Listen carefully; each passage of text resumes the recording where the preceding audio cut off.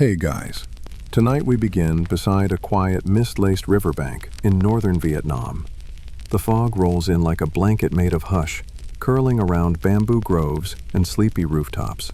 You can hear the gentle clatter of wooden comb teeth and the rhythmic splash of morning water against stone basins. A rooster crows, late, as usual, and somewhere nearby, a pot of rice porridge simmers like a promise. This isn't a morning for speed. This is a morning for hair. Not the kind of shampoo ad hair you might imagine now. No. This is hair with weight, meaning, ritual, hair as history, combed one stroke at a time. And you probably wouldn't last an hour without your leave-in conditioner and curling wand. But don't worry, tonight you're not doing the braiding. You're just here to drift, to wander, to learn the secrets tied into strands and swirls and top knots.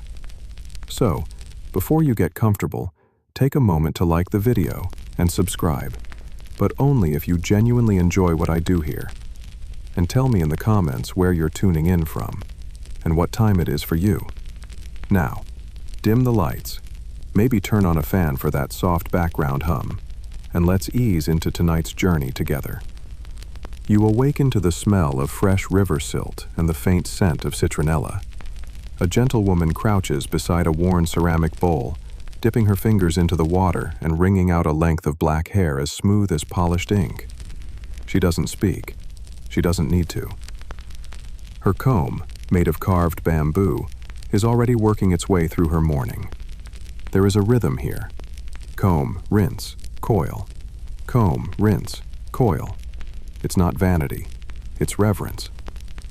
Historians agree that in ancient Vietnamese culture, hair care was an intimate spiritual routine, as rooted in social expectation as it was in aesthetics. Women, and men to a degree, treated hair not just as decoration, but as a symbol of respect to self, to family, to ancestors. You sit nearby, watching in silence. A younger girl joins her, likely a daughter, maybe a niece, and she too begins her morning grooming, not with a mirror, but with the water. In these early hours, the river is the only reflection that matters. You can tell something about a woman by how she holds her comb. One holds it like a weapon, short, brisk strokes, tight coils, a look that says she's already thinking about planting taro. Another handles it like an instrument, slow, drawn strokes, eyes half-lidded in meditation. One older woman wears her hair in a double twist, looped over itself like a sleeping snake. A sign, you're told, that she's been widowed for more than 5 years and chosen not to remarry. Not because she can't, because she won't. A few girls pass by with unbound hair still damp from their morning wash. This is allowed, even encouraged, for unmarried. You follow the group into the heart of the village, where breakfast is being shared and elders sit on low stools. One elder with cloud-gray hair coiled high speaks softly as she brushes out her granddaughter's strands. This, she says, is where memory lives. A poetic exaggeration? Maybe, but in a culture that didn't always write everything down, the things that lasted, songs, gestures, ceremonies, got woven into habits. Hair, most of all. Letting it grow meant respect for one's parents. Cutting it could symbolize mourning. Some scholars even suggest that a woman's hair length might have influenced land inheritance rights, though there's debate about whether this was law or lore. And then there's the fringe, the forehead fringe, or lack thereof. In some villages, covering the brow showed modesty. In others, revealing it was a subtle boast of beauty. There's no one rule, only traditions within traditions. That's what makes it so lovely and so tricky. Even within the Red River Delta, you'd find variations in style that mapped geography like dialects. One village favors the tucked-under braid. Another insists on the double knot over the left ear only. Yet another wraps the base in red string to ward off gossip. It doesn't work, but it looks hopeful. You pause beside a family shrine where a tiny bowl of comb-cleaned hair is being placed as an offering. It's not about waste. It's about returning part of the self. What grows from you goes with you, and sometimes, if it's important enough, it goes ahead of you. One fringe fact for the night. Some ancient Vietnamese believed that if a woman lost too much hair while combing, she had to burn it immediately. Otherwise, spirits, jealous, wandering ones, might claim it and twist her dreams into fever. Quirky? Yes. But maybe that's why every comb you see is so beautifully cared for. Polished bamboo, gentle teeth, not just tools, heirlooms. A young boy, maybe 5, tries to mimic the combing ritual beside his mother. His strokes are wild, the comb's backward.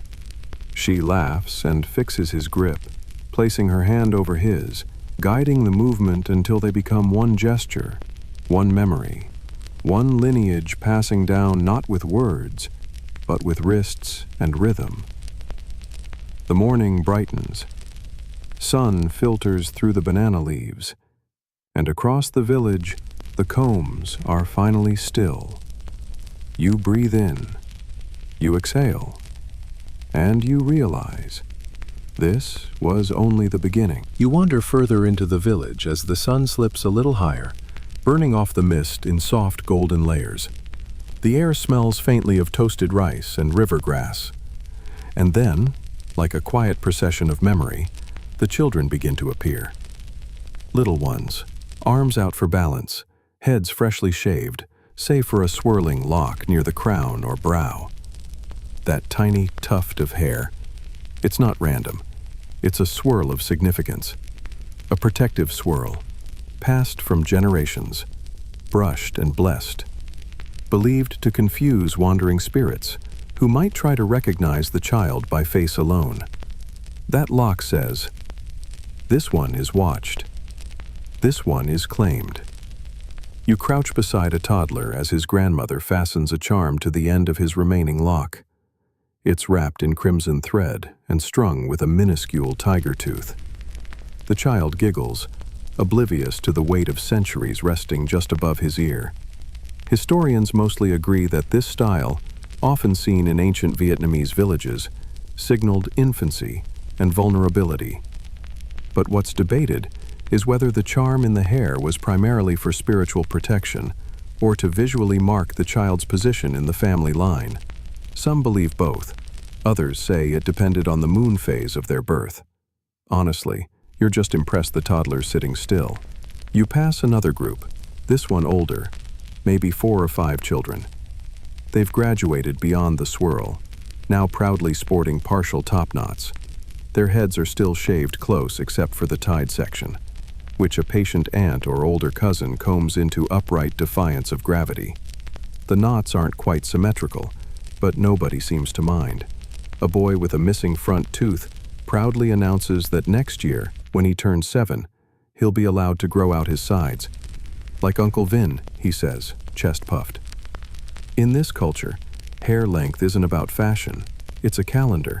It tracks maturity, puberty, readiness for school, eligibility for early apprentice work, even spiritual rites.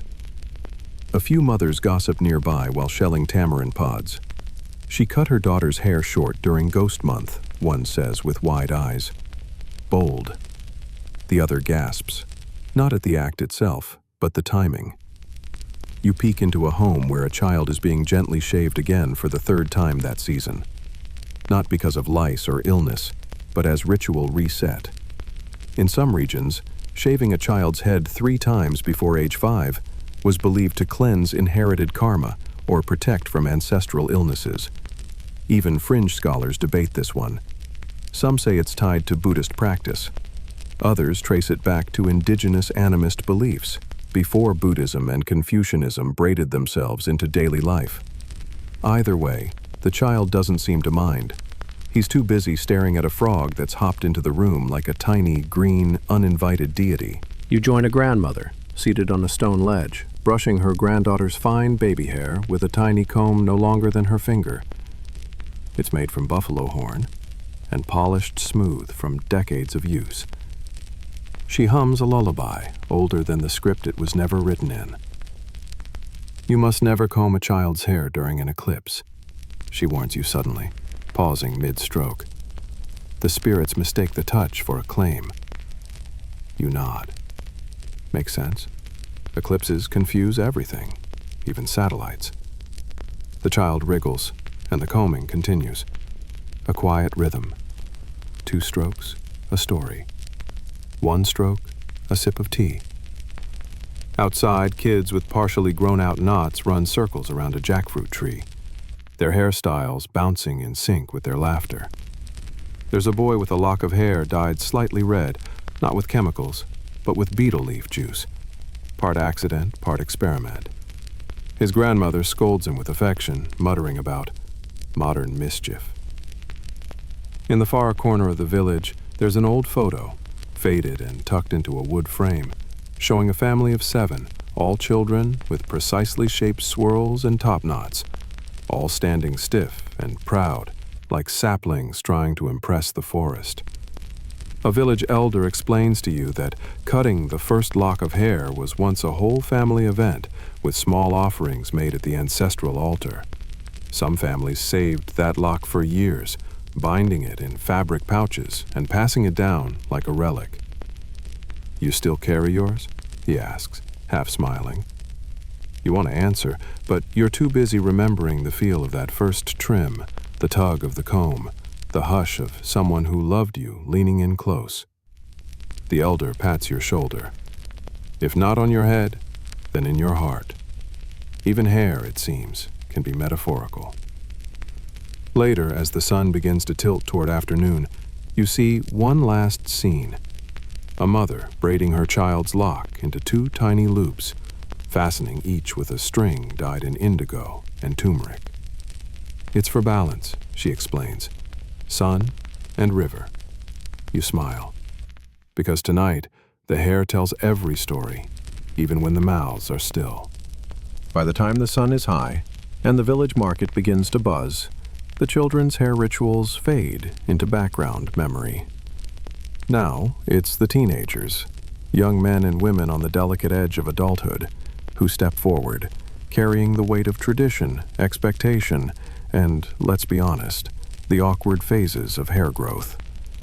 You stroll down a dirt path, lined with thatched stalls and baskets, brimming with mangosteens, lemongrass, and dried anchovies. The air is sticky with spice and summer. But you're not here for food. You're here to see the braids. Everywhere you turn, there are heads of dark hair, coiled, looped, and twisted, with the precision of a rice farmer's furrows. The teenage girls wear their hair in long braids, most of them looped and tied at the nape with silk cords, dyed maroon or ochre. A few let the ends dangle free, a subtle hint, maybe, that they're available for courtship, or just feeling especially independent today. One girl has woven fresh jasmine blossoms into her braid, the petals slightly wilted by the heat, but still fragrant. Another has a single silver thread tucked into hers, catching the sunlight with a flicker of pride. That's not an accident. It means something. Maybe she's a firstborn daughter. Maybe she's been promised. Or maybe she just likes a little drama. Teenage boys, meanwhile, have started growing out their sides, abandoning the shaved head of childhood in favor of looser, messier styles. Some attempt the half-up top knot, an ancient nod to warrior chic. Others just let it fall where it may, interrupted only by beads of sweat and the occasional disapproving glance from a nearby elder. You pass a boy nervously adjusting the part in his hair before speaking to a vendor's daughter. She pretends not to notice him. He pretends not to care, but his bangs are trimmed just right, and his hands are freshly washed. That, in village terms, is basically a confession. Historians mostly agree that adolescence in ancient Vietnam marked the transition from symbolic hairstyles to practical social codes. Braid patterns, parting direction, even the placement of pins or beads could indicate everything from caste to readiness for marriage. But whether those meanings were rigid or regionally fluid is still up for debate. One researcher claims they changed every generation, like slang. Another insists they were codified, like court ritual. The truth probably floats somewhere between the rice paddies. At one stall, a group of girls giggle while chewing betel. Their teeth are tinged reddish-brown, a sign of both maturity and beauty, depending on who you ask, and a surprise to any outsider unfamiliar with the tradition.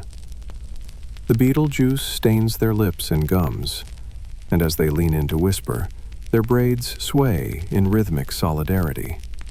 A nearby, you nod, pretending you've cracked the code, but really, you're just enchanted by how much can be said without a single word. Will Girl walks past with her braid wrapped around her crown like a low halo. The style was once reserved for young brides, but now it's been reinterpreted. Her steps are firm. Her earrings swing like punctuation. Another girl wears two parallel braids, tied at the base with matching bone pins, one of which is etched with a phoenix. She catches your eye and gives a small conspiratorial smile. She knows the stories. She knows she's becoming one. Further down, you spot a braid dressing booth, where mothers and elder sisters help younger girls prepare for festival night, a local celebration of harvest and courtship. The work is done with patience and gossip. Pins clink in lacquer bowls. Ribbons are ironed flat with a hot stone wrapped in banana leaf. You sit for a moment and watch as one girl has her hair parted carefully down the middle, a symbol of balance and fairness, according to Confucian influence. But then her cousin sneakily shifts it slightly off-center, laughing. "You're already too serious," she teases. The girl shrugs, lets it stay. Here, even the distance between a braid and the ear can imply flirtation or shyness. A braid draped over the shoulder? Invitation. Tucked behind the back? Caution. No braid at all? Either mourning or rebellion. You can't help but notice how low the stakes seem and yet how deeply everyone cares. Like the teenage version of political theater, except the stage is a courtyard, the costumes are silk sashes, and the spotlight is the sun glinting off coconut oil. A boy wanders by holding a single comb, tucking it behind his ear. It's not for grooming. It's a gift, the silent offering. If the girl he likes accepts it and wears it in her braid the next day, that's the answer. If she doesn't, well, that comb might quietly disappear into the river before breakfast. The old matchmaker watches this from a distance. She's seen it all before, but even she smiles as another girl adjusts her braid just so, tilted a bit toward the left, the welcoming side. By sunset, the market begins to close, the braids loosen, the flowers wilt, but the meanings linger. Even in dreams, you suspect, these threads stay woven. You wake to the sound of chickens, arguing with the morning. Somewhere off to your left, one is definitely winning. The fields are already alive with movement. Wooden sandals scrape over packed dirt paths.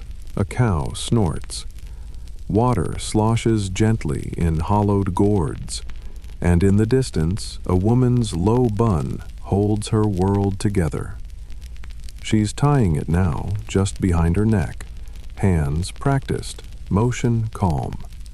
The sun hasn't fully risen, but her day has.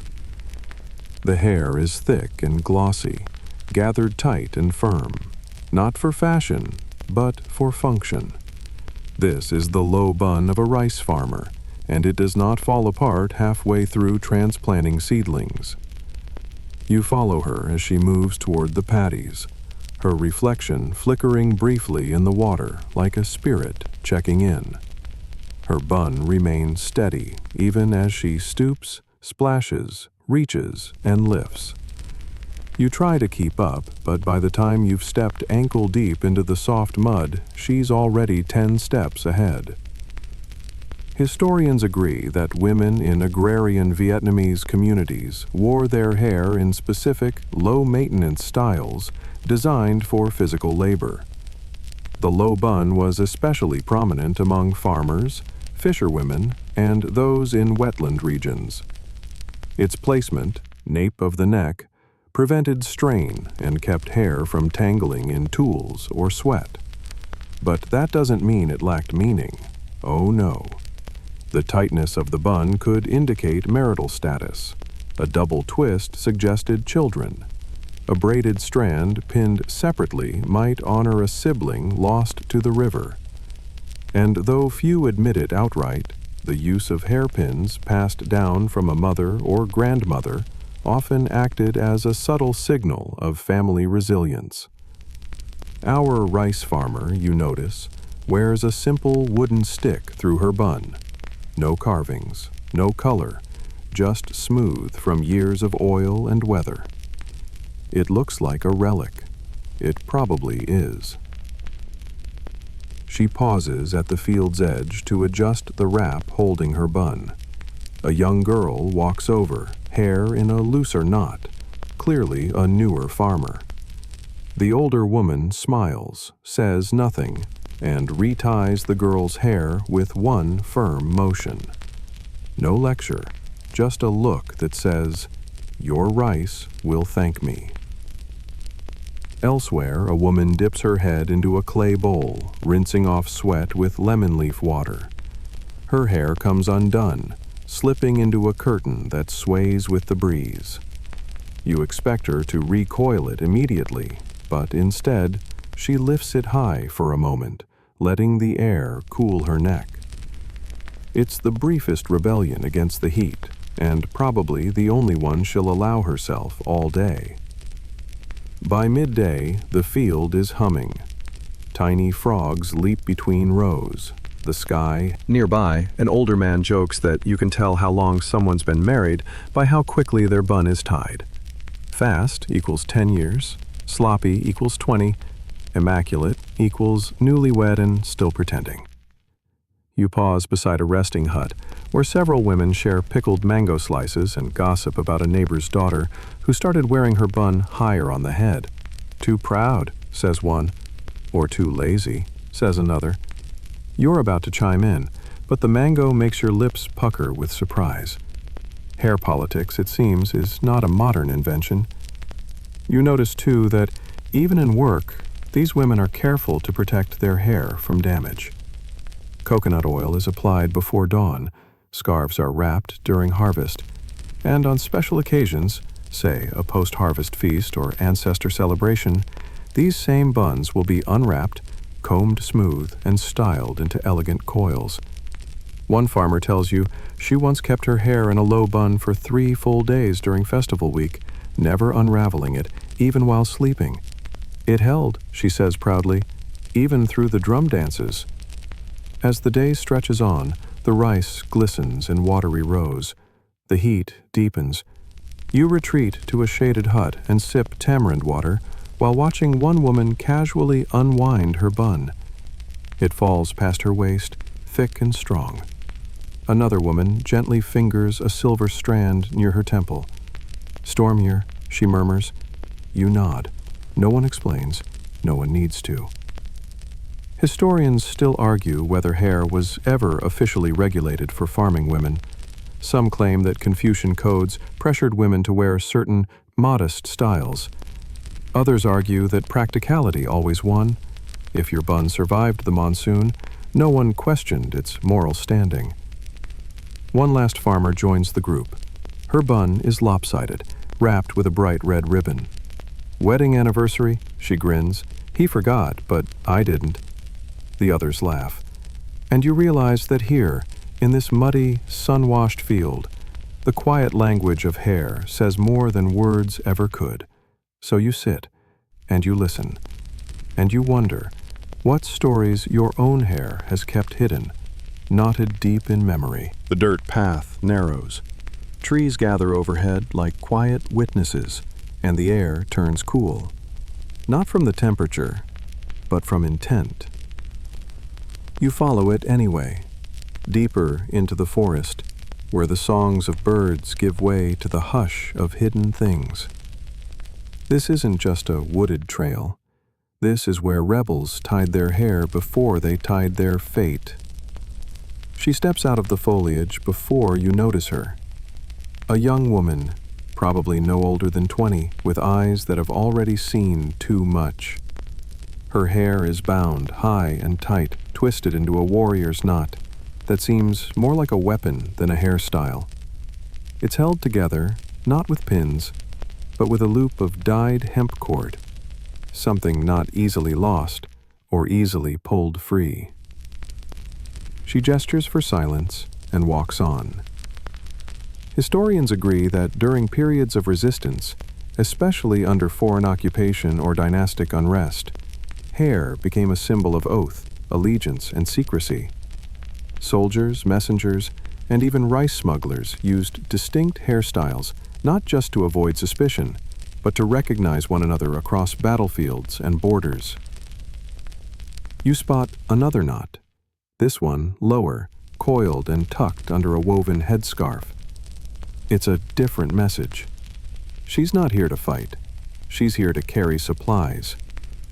Her hair, though neat, is loose enough to imply motion, readiness, run and return energy. And then you see a man, young but already carved by the mountains, tying his long braid into a loop around his head. At first glance, it looks decorative, but if you look closely, there's a thin blade slipped between the plates. Not obvious, but lethal if needed. You don't ask questions. You've learned by now, in these woods, hair talks. But it only whispers. In a clearing, a communal comb is being passed between rebels, carved from blackened wood and wrapped with twine for grip. It's more ceremonial than practical. Each person unties their hair, combs it with reverence, then ties it back in a different way. The patterns shift depending on the mission. Forward twist for those staying, reversed coil for those departing. A warrior's farewell is spoken not aloud, but through knots. One rebel dips her braid in crushed charcoal before retwisting it. Camouflage, yes, but also mourning. You later learn she lost a sister in a failed raid near the southern border. The ash in her hair is both shield and sorrow.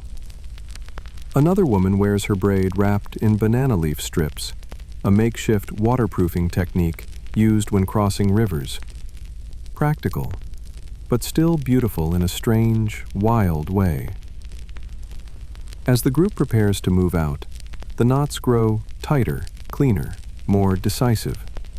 You catch sight of a red... Historians still argue whether the rebels' hair customs were born from tradition or necessity. Some suggest these practices echoed ancient military rituals from the Trung Sisters era, where female leaders wore their hair in defiant top knots before charging into battle. Others believe it was simply about keeping your hair out of your eyes while carrying a crossbow. Both are valid. Neither tell the whole story. You stumble a bit on a root and a hand steadies you. It's a young man, his bun hastily wrapped, a sprig of lemongrass tucked inside. For scent, he says sheepishly. Can't go into battle smelling like rice wine. You laugh quietly, but you also note the sprig is tied with a lover's knot. It may smell like lemon, but it feels like home. In another glade, a small shrine made of moss-covered stone shelters a comb, a braid of hair, and a silk ribbon stained with something dark. Blood? Ink? The forest doesn't tell, only remembers. Later, as dusk creeps in, you see a girl sit beside a fire, slowly undoing her warrior's knot. The tension unravels with it. She braids her hair into 2 soft ropes, then twists them together into a night braid, meant for sleeping, meant for letting go. She glances up and speaks softly. Even rebels sleep. You nod, and maybe, just maybe, the real revolution was not the blade, but the braid. The forest trails fade behind you now, traded for the wide courtyards of a village schoolhouse, if you can call it that. It's more pavilion than structure, with bamboo walls and a thatched roof, but what happens here weighs heavier than war. This is where boys become scholars, where ink spills as fate, and where a misplaced hairpin can break a reputation like a snapped quill. You sit beneath a fig tree, watching the students gather in their neat robes, some still smelling faintly of river soap. Their hair is oiled and parted with the care of monks. Each style carries meaning. This is no vanity pageant. This is an entrance exam for the universe. And every lock of hair is part of the answer. The young men wear their hair in high top knots, looped tight with silk cords in black or deep indigo. A few have added extra flourishes, subtle loops at the base, finely carved wooden pins, a splash of saffron dye. Not everyone approves. Too proud, mumbles an elder examiner, barely hiding a sneer. He's here to write poetry, not host a wedding. Historians largely agree that within ancient Confucian academies of Vietnam, hair was subject to unspoken codes. While there was no national law dictating style, social pressure carved its own edicts. A scholar's bun should suggest discipline, not drama. Neatness was moral. Excess was risky. The exam begins, and the silence is so sharp it could slice bamboo. But still, you find yourself watching the hair more than the parchment. One candidate's bun is slightly askew, tilted left, betraying nerves. Another's hair is flawless, but his hand trembles at the inkstone. You wonder if he had help getting ready. A mother? A sister? A lover? A sharp whisper cuts through the quiet. A student's hairpin is dropped, and for a moment, every eye flickers toward him. He recovers it too quickly, stuffing it back in like shame. No one laughs, but the air is thick with unspoken judgment. You learn from a local guide that these pins weren't just accessories. They were often gifts given during rites of scholarly passage, carved from ivory, sandalwood, or even bone. Some were inscribed with ancestral blessings. Others were hollow and could conceal a tiny folded prayer or poem. Or if you believe certain fringe accounts, the correct exam answer. Historians still debate the validity of this claim. Did students actually cheat using hollow pins? Or is this just a tale told to spice up an otherwise terribly quiet room? Either way, the symbolism held. A broken pin, a broken future. In the shade, you observe one scholar adjusting his top knot with a jade-handled comb. The motion is automatic, elegant. He could be writing calligraphy with his fingers. His robe is a little worn at the cuffs, though, and his sandals mismatched. As the day wears on, the scholars are allowed a short break. Some chat quietly, others stare into the dust. But the combing resumes. Always the combing. As if to straighten the mind by straightening the strands. You overhear two boys discussing lucky styles worn by previous exam champions. "My uncle swears the triple coil brings clarity," one says. "Mine says it just pulls too tight," the other replies. They laugh, too loudly. An instructor scowls. Silence returns. Nearby, a small shrine to Van Zung, the god of literature, holds a bundle of cut hair, tied with a red thread and tucked behind a bronze incense burner. "For wisdom," someone whispers, "or for luck, maybe both." At the end of the day, results are not yet posted, but tension thickens the air, like humidity before rain. Some scholars leave with their heads held high, others let their buns unravel a little, the looseness revealing disappointment. One quietly rewraps his hair 3 times before walking away. You suspect the repetition isn't about style, it's about regaining control. In a corner of the courtyard, a young woman waits. Her own hair is braided in a simple loop, pinned at the nape, plain but unmistakably careful. She's holding a comb.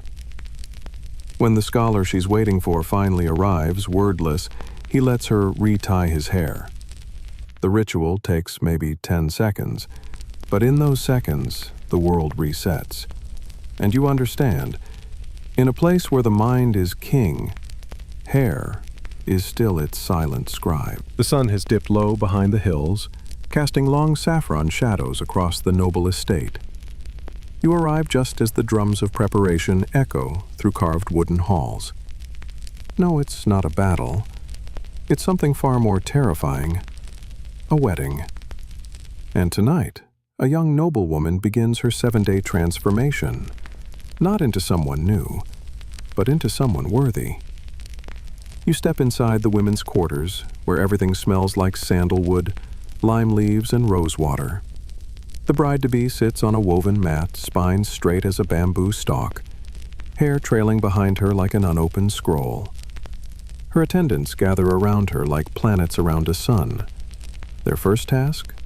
The initial unbraiding.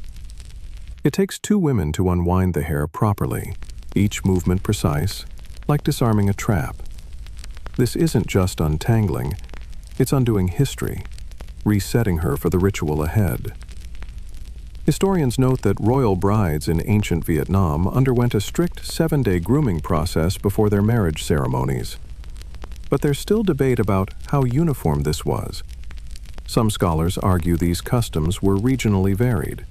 Others say the core structure was rigid, like a ceremonial script. What's universally agreed upon, however, is that hair was the centerpiece.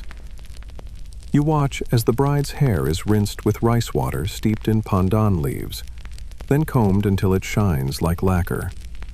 An elder woman counts each stroke aloud.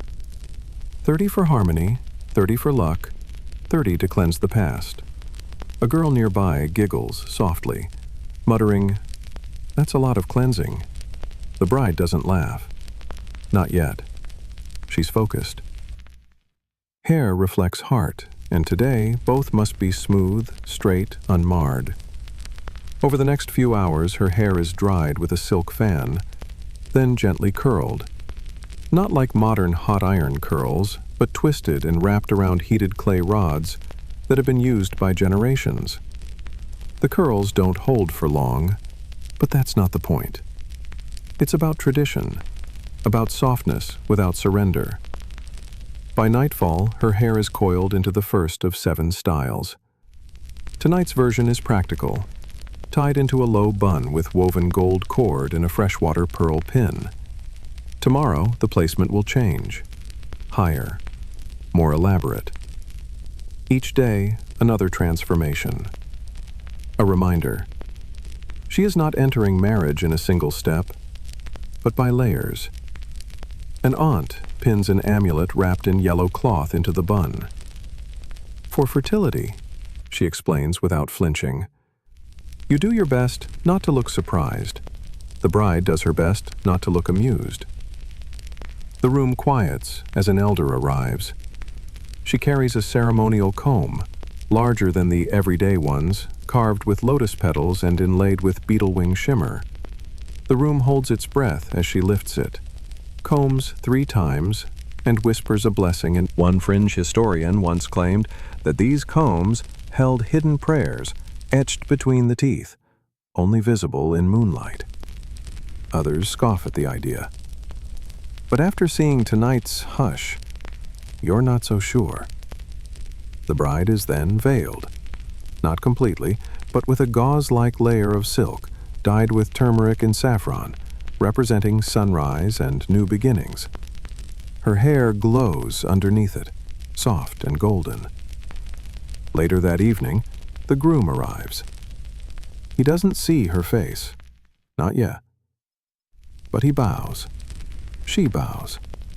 The silk shifts ever so slightly, revealing the glint of her carefully coiled braid. It is a message, one he understands.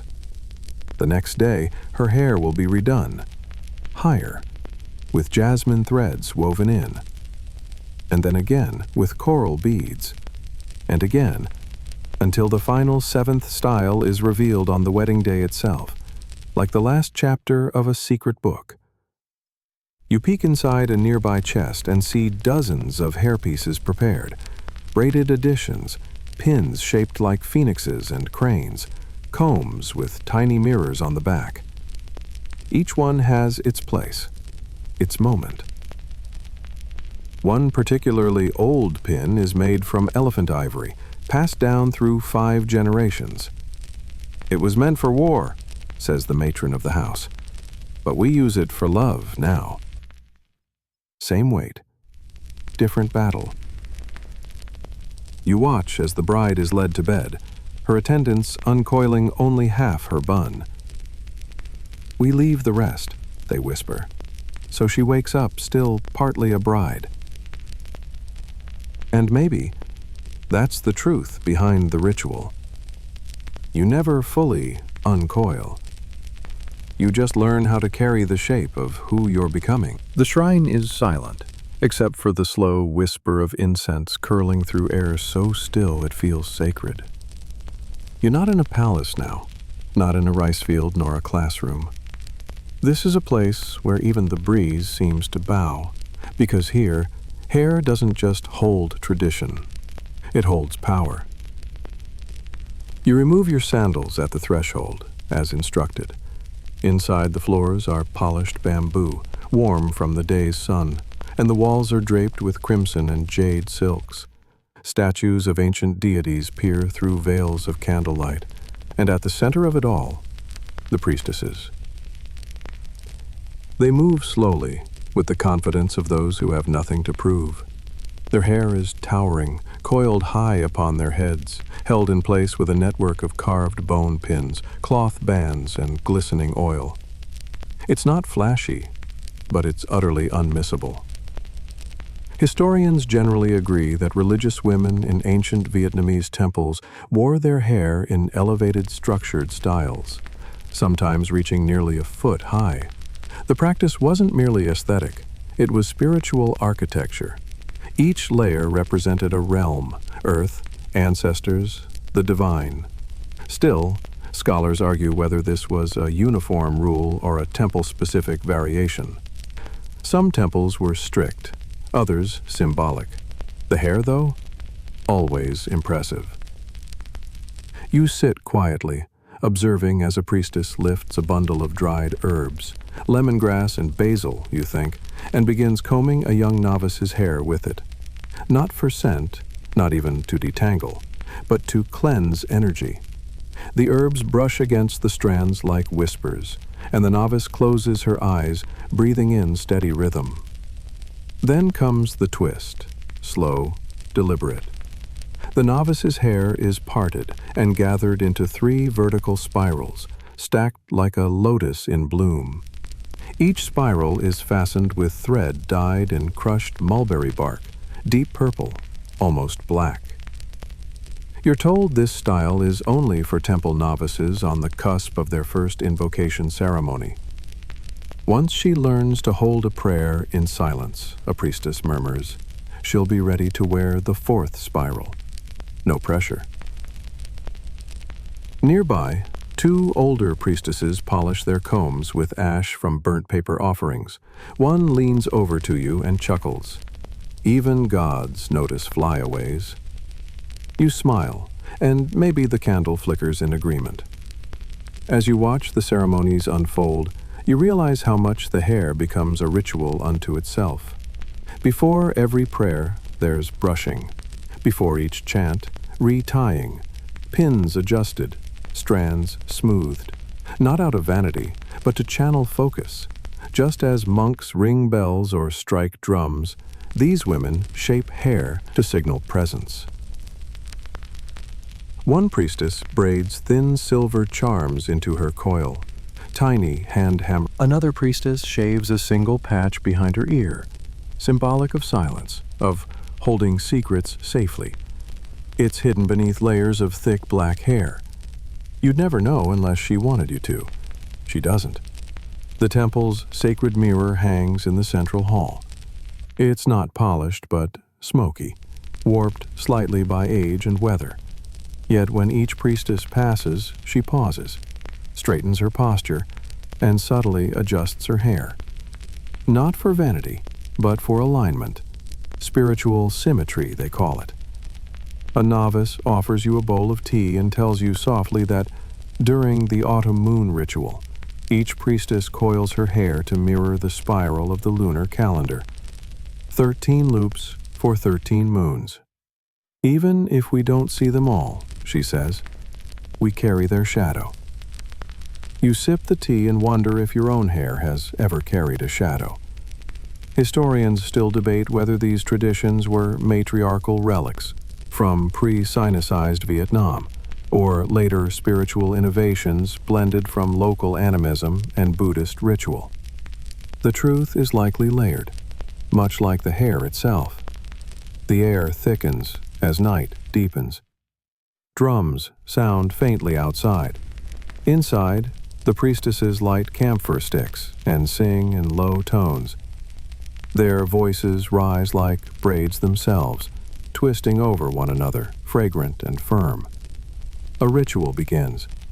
One by one, each woman unravels a single coil of her towering bun, letting it fall like a velvet rope. Not all the way, just enough to remind themselves and the spirits that even the most intricate patterns can be undone. The young novice watches, wide-eyed, as the last coil comes free. Her fingers twitch toward her own half-formed style. Not yet, her elder seems to say with just a glance. Not yet. You lie back on the temple mat, surrounded by the faint shuffle of cloth and combs. The scent of old wood, floral ash, and oil seeps into your skin. Above you, candlelight flickers through a lattice of hair, shadows weaving over the ceiling like a celestial loom. And you begin to understand. In this sacred space, to wear your hair is to wear your history, not on your sleeve, but on your crown. The trunk creaks open like the beginning of a folk tale. You didn't expect to find it here, tucked beneath a stilt house by the river, behind barrels of pickled vegetables and a pile of laundry waiting for a less humid day. But there it is, a traveling chest made of bamboo, rattan-bound, smelling of musk, mold, and stories. Inside, hair. Not loose strands, thankfully. That would be a little cursed. But hair pieces. Bundles of woven extensions, some black, some graying, a few tinged with clay-red dye. You stare for a long moment before someone behind you chuckles. "Don't worry," she says. "They're clean." You turn to meet an older merchant woman, her face lined with laughter, her own hair knotted into a deceptively simple style. She lifts a thick braid from the chest and holds it up to the light. "This one's been to more royal dinners than I have," she grins.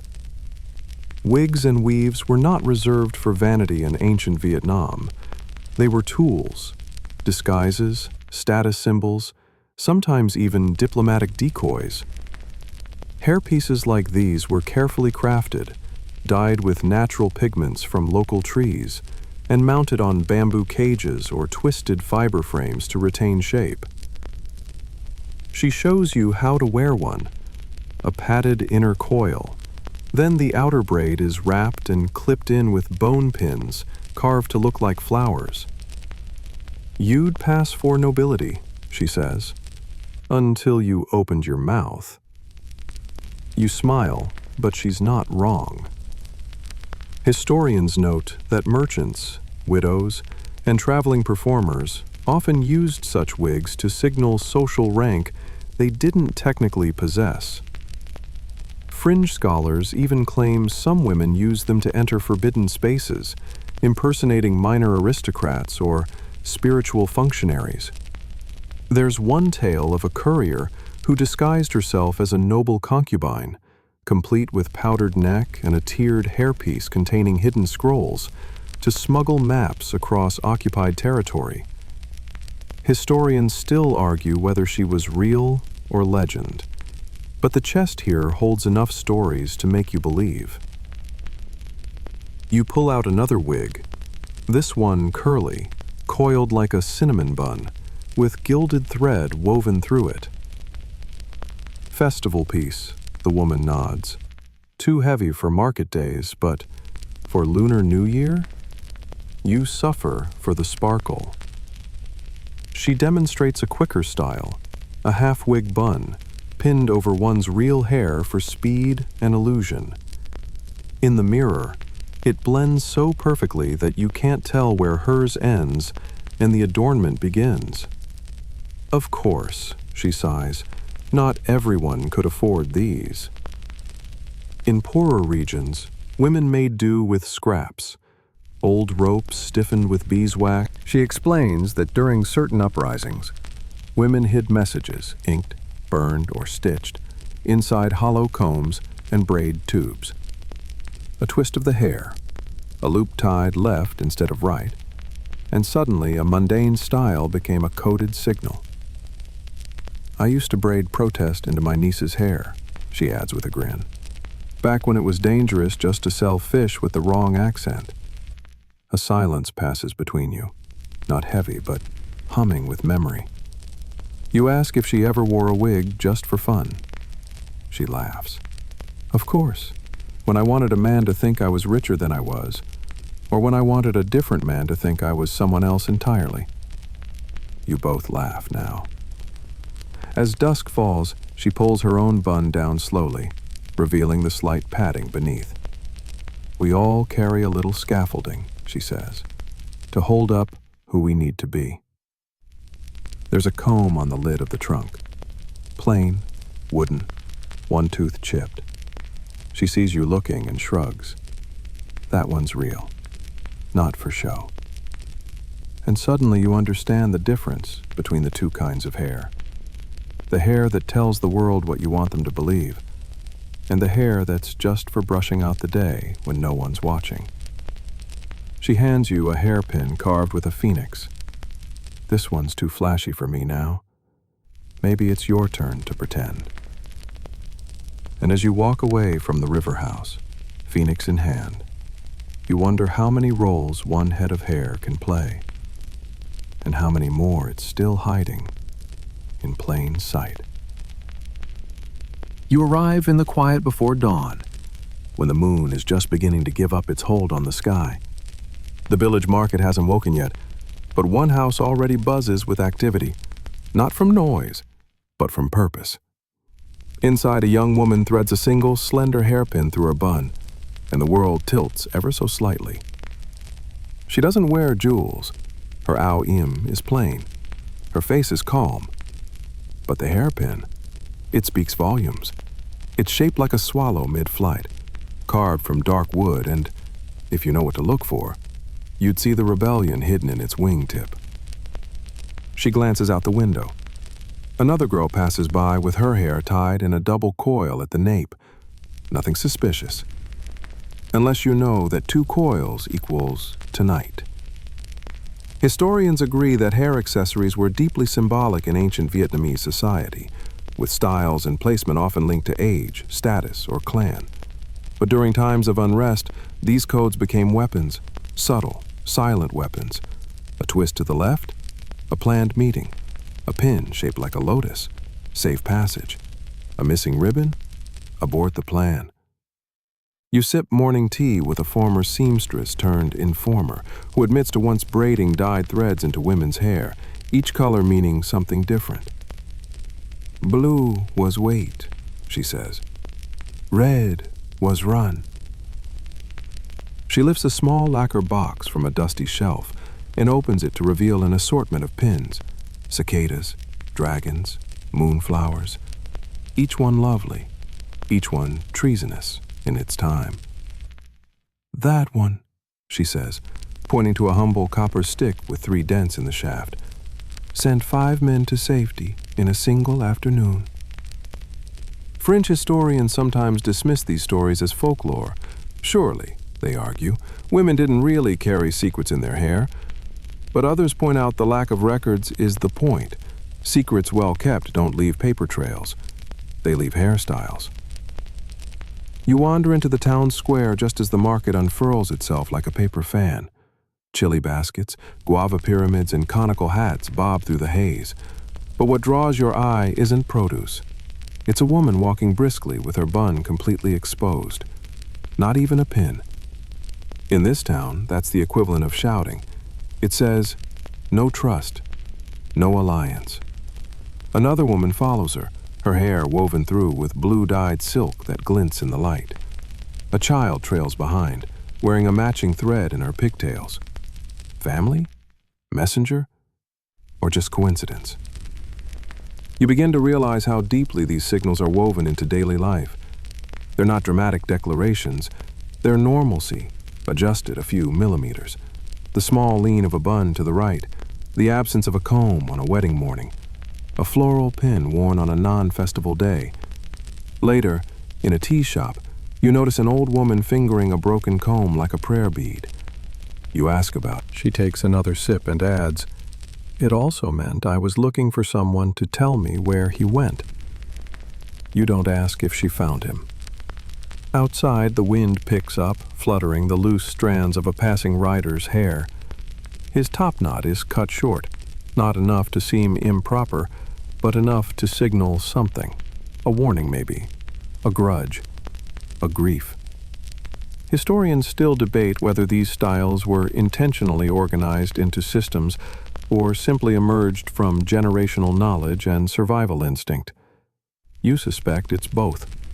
Like music passed down by ear, never written, never explained, just felt. As evening returns, the woman with the swallow hairpin walks home. Her pin is gone now. Her bun is tight, plain. You wouldn't look at her twice. But tucked behind her ear, just barely visible, is a tiny sliver of gold thread, so fine it might be mistaken for light. If you blinked, you'd miss it. But tonight it means success. And if you're lucky, maybe you'll learn to read hair the way others read maps. Salt air hits you first, thick, briny, and layered with seaweed and charcoal smoke. You've made your way to the coast now, to a fishing village where the wind never quite stops whispering, and neither do the women. Here, hairstyles are not crafted for symbolism or flirtation. They're made for survival. You sit on a rock, watching a fisherwoman wrestle a basket of wriggling crabs from her boat to the shore. Her hair is pulled into a high wind-tied bun, knotted so tightly it might withstand a monsoon. Stray strands whip around her face like sea flags. It's not elegant, it's not delicate. It is undeniably practical, and you realize it's a message in itself. In coastal communities, historians have noted, hair adapted to the elements. Styles were engineered for storms, for salt, for sun, but scholars still argue whether certain knots and wraps held coded meanings or simply evolved through function. One theory proposes that sea-bound hairstyles doubled as signals to inland traders, indicating tide schedules, safe passage routes, or even fish yields. Another theory? They just hated hair in their eyes. You're inclined to believe both. One woman wears her braid looped forward over her shoulder, threaded with green seagrass. To blend in with the water, she jokes, but she also admits that it keeps her child from tugging at her scalp during boat rides. Further down the beach, you spot a cluster of older women weaving fishing nets and oiling each other's scalps with sea turtle fat, a practice they say wards off salt damage. One woman gestures to a young girl nearby, her hair slicked into two tight spirals. "First catch bun," she explains. "You wear it the day you pull your first net alone." The girl beams, proud, despite the jellyfish sting reddening her arm.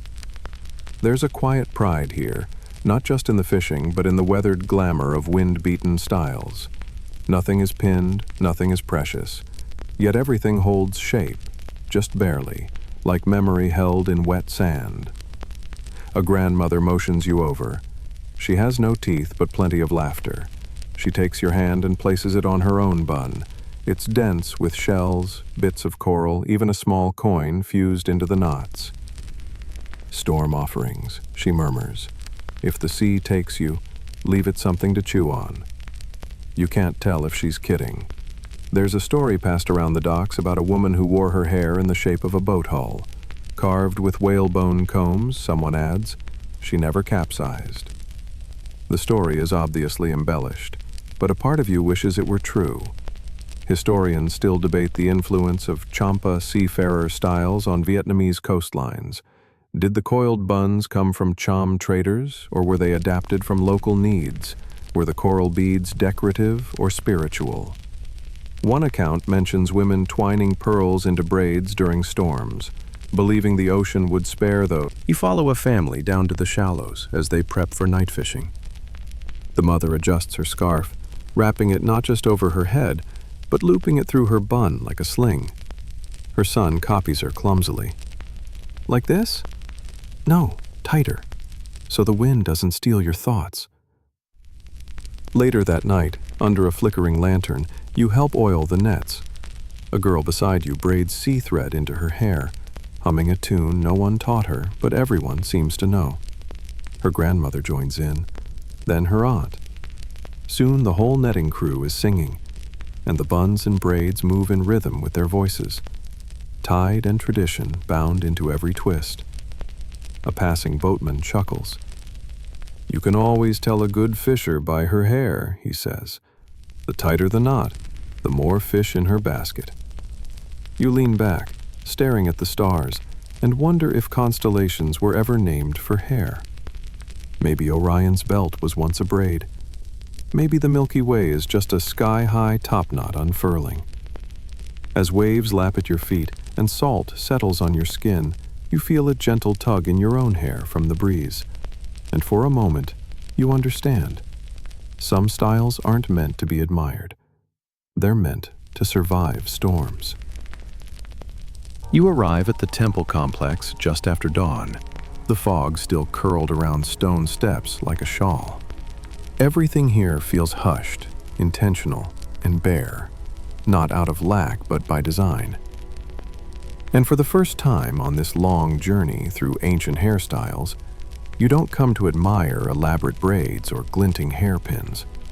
You come to witness what it means when someone chooses to let it all go. The head monk greets you with a gentle bow. His head gleams in the rising light, completely shaved, without even a shadow of stubble. Hair, he says quietly, is noise. Then he smiles, though some of us miss it anyway. You follow him into the temple's inner courtyard, where novice monks and nuns sit cross-legged, preparing for the monthly tonsure ritual. A bowl of water is passed, a cloth soaked in camphor, then a razor, simple, unadorned, and sharper than any secret. Each head is shaved slowly, reverently.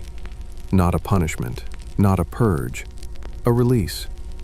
Historians largely agree that Buddhist orders in Vietnam followed this practice closely, with shaved heads as a symbol of detachment from vanity, status, and worldly bonds. Yet some scholars argue that the act was more nuanced than simple denial. Shaving, one wrote, was not rejection of beauty, but a reshaping of it. Quiet, clean, controlled. As you watch, a young girl flinches at the blade's cold kiss. An older nun steadies her. We do not cut, she says gently. We uncover. There's something sacred in the stillness that follows. The soft rasp of blade on scalp. The fall of fine black strands onto worn stone. No mirrors, no weeping, just breathing, letting go. You're told that monks often shave each other as a form of care. Trust runs both ways, the shaver and the shaved. It's the only time someone touches your head, one novice murmurs, after childhood. For women in these orders, the practice carried extra symbolism. In a society where hair marked femininity, fertility, desirability, the act of removing it was radical. It meant claiming a path beyond the expected. You speak to a nun who joined the temple after losing her family in a flood. Hair carries memory, she says. I needed silence. She shows you a keepsake. Not a lock of hair, but the comb she used the day before she shaved. A simple wooden piece, smooth from years of use. I combed each strand goodbye, she tells you. I told them thank you. There are rituals even within absence. Interestingly, fringe historians have uncovered records of ceremonial ash made from burned hair, used in ink for prayers, or even in burial markers. Some temples kept the ashes in small jars, labeled with initials or verses. Hair didn't simply... You ask if he misses hair. He shrugs. Sometimes, but mostly I like the breeze. There's laughter in that, and acceptance. As midday heat settles in, a soft gong sounds. The monks gather for a meal, their heads gleaming under sunbeams filtered through latticework. It's beautiful, in a way you weren't prepared for, not because of what's there, but because of what's not. One elderly monk leans over and whispers, "It's funny. The more you remove, the more you carry." And you think back to every bun, every braid, every coil you've seen on this journey, all full of meaning, all layered with identity. And here, in this place of bare scalps and bare floors, there's still meaning, just quieter. Before you leave, a novice offers to let you try the razor. "Not your head," he laughs, "just a patch of a watermelon." You grin. It's harder than it looks. You bow in thanks, and as you descend the temple steps, you feel the breeze catching your own hair, tugging playfully. And for once, you don't rush to fix it. The scent hits you before the door even opens. Thick and oily, with hints of lavender, talc, and powdered ambition. This isn't a market, nor a temple, nor a riverbank shack. This is a colonial salon, circa 1903. And your hair is about to enter a political conversation, whether it wants to or not. Inside, the salon is all brass mirrors, woven rattan stools, and clinking glass jars filled with French pomade. A ceiling fan turns lazily overhead, doing little to fight the humidity. Seated beneath it, Vietnamese women in varying degrees of confidence and discomfort. Some are here by choice, others because their employers insisted, and a few, pure curiosity. In the corner, a French hairdresser in a spotless linen uniform applies rice powder and European curls to a nervous bride-to-be. Her mother watches from the side, arms crossed, hair firmly coiled in the traditional low chignon. "She looks like a ghost," the mother mutters. You sit quietly, observing as the stylist reaches for a metal curling tong, freshly heated over a small coal brazier. A hiss, a puff of steam, and suddenly a strand of ancient Vietnamese hair is bending into a foreign shape. Sinians note that during the French colonial period, hair became a battleground of assimilation. Schoolgirls were scolded for messy braids, clerks were told to tame their flyaways, and upper-class women were encouraged, sometimes pressured, to adopt Parisian waves and scented oils. But not everyone obeyed. You meet a former midwife who once wore a faux bob made of coiled palm fiber just to fool her French employers. "They thought it was the latest style," she grins. "I hadn't cut a strand." She opens a drawer and pulls out a photograph, sepia-toned, frayed at the edges. Two women sit side by side, one in a high-collared ao dai with a powdered updo, the other in a simpler tunic with hair parted and pinned in the old style. "My sister and I," she says. "She chose modern. I chose quiet." Historians still argue whether adopting colonial hairstyles was an act of adaptation or submission. For some, it offered mobility, an easier job, a gentler life. For others, it felt like erasure. In the back room of the salon, you find a trunk marked confiscated. Inside, hairpins carved with dragons, combs with traditional motifs, a few strands still knotted in ceremonial braids. "Too old-fashioned," a French inspector once wrote. "Potential signs of unrest." You blink. A hairpin as protest? Apparently, yes. Some women responded to colonial pressure with quiet. Outside, a young girl runs past with her pigtails bouncing, ribbons fluttering behind her like flags. You wonder if her mother ever sat in this salon, if she ever felt torn between looking forward and looking back. The fan continues to spin. The air smells like compromise, and the hair, as always, holds the weight of more than just strands. As you leave, the door jingles shut behind you. A breeze lifts your fringe just slightly, and you catch a whiff of something old underneath the perfume. Maybe not everything washed out after all. The chalk squeaks faintly across the board. Outside, the cicadas shriek in the summer heat. But inside this one-room schoolhouse, everything is prim and ordered. Neatly braided pigtails line every bench. But make no mistake, these pigtails are plotting. You take a seat near the back and observe. Girls sit straight-backed, uniforms crisp, ribbons tied just so. They recite lessons in harmony, eyes flicking toward the teacher, then toward each other. But there's something else in the air, a hush charged with secrets, threaded between strands of glossy black hair. One girl shifts in her seat, tugging gently on her left braid. Across the room, another girl scratches her ear. Nothing dramatic, nothing the teacher would notice. But if you knew the code, that meant pass the note now.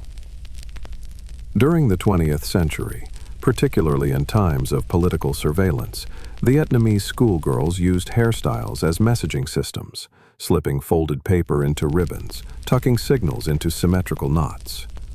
One pigtail shorter than the other? No meeting today. A red ribbon tied on the inside layer? Someone's watching. Historians agree that while overt resistance often came from adult movements, youth networks carried the messages, literally and figuratively. And nowhere were messages more stealthily transported than in the braids of girls no one thought to question. You meet an elderly woman who recalls her school days vividly.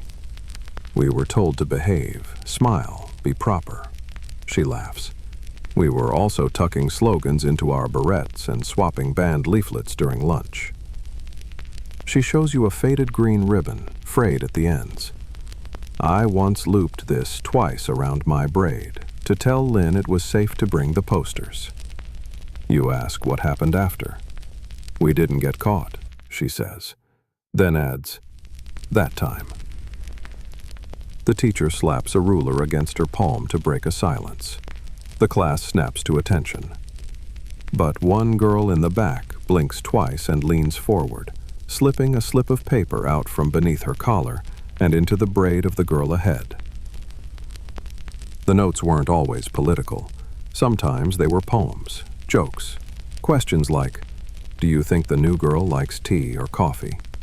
Sometimes resistance took the form of joy. Some fringe historians dismiss these tales as exaggerated nostalgia. Children wouldn't risk that much, they argue. But others point to photographs from confiscated school notebooks, with braiding diagrams coded to locations. The library bun meant meet by the rear shelves. Dragonfly braids meant someone had news. You step out for air, and a breeze rustles the hanging laundry nearby. You spot a girl redoing her pigtails, this time wrapping thin white silk at the base. Her mother watches. The act of combing and rebraiding became an excuse.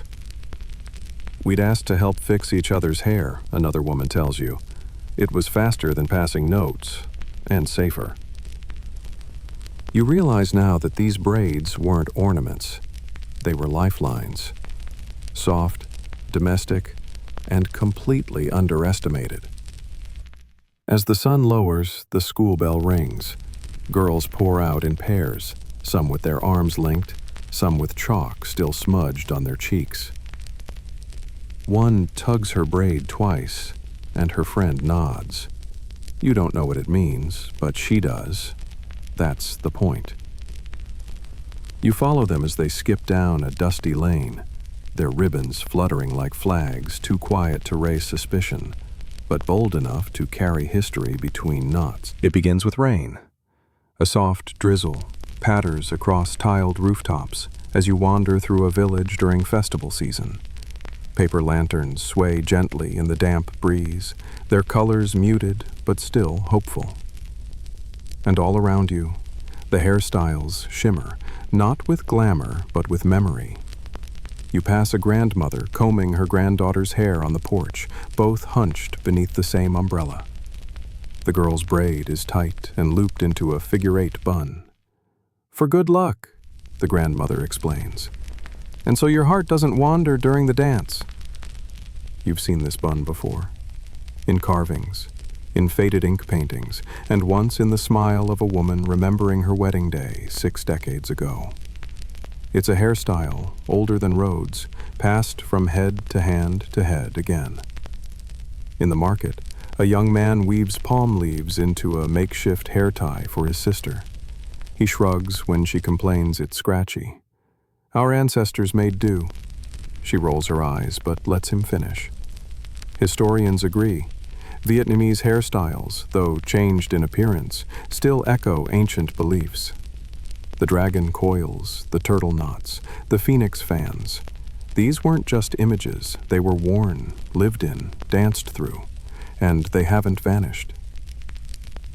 You stop to watch a woman knotting a child's hair into a crescent bun. "The moon braid," she says, "to sleep peacefully." Her fingers are fast but gentle. She hums while working, and you realize the lullaby is braided in too. Even now, modern festivals carry these echoes. Young girls wear silk ribbon braids in colors chosen by grandparents. Urban teens try top knots they saw on statues, half as a joke, half not. In bridal salons, stylists still reference old dynastic patterns, the Dong Sen coil, the Bak Dung cascade. Fringe scholars have even traced certain YouTube hairstyle tutorials back to pre-colonial designs, arguing that ancient wisdom sometimes survives best through beauty and repetition. You enter a modern home just as a mother finishes drying her hair. She combs it, slowly, in front of a fogged mirror. On the dresser beside her, a wooden comb, worn smooth, a single gold pin, and a faded photograph of her mother with the same part, the same bun. Outside, the rain eases. A child runs past, hair undone, laughing. The old woman on the porch doesn't stop her. "Some days," she murmurs, "you just let it be wild." You reach up to touch your own hair, half out of habit, half to check if the story's stuck. And you feel something shift. Not your style, but your attention. In every braid, a belief. In every knot, a memory. In every lock, a line from a longer story still being written. Now, slow your breath. The rain continues, but softer now, just a hush against leaves and roof tiles. You sit beneath a wide eave as the last lantern flickers, casting sleepy light against the garden wall. Someone is humming nearby, or maybe it's just the wind, tugging gently at stray strands of memory. The comb rests beside you, old, simple, warm from 1,000 evenings like this one. You imagine the hands that held it, the braids it shaped, the laughter it witnessed. You don't need to know their names. Their care is still here. The night deepens. The hairstyles blur, not forgotten, just resting, waiting for the next head, the next celebration, the next quiet comb through under a rainy sky.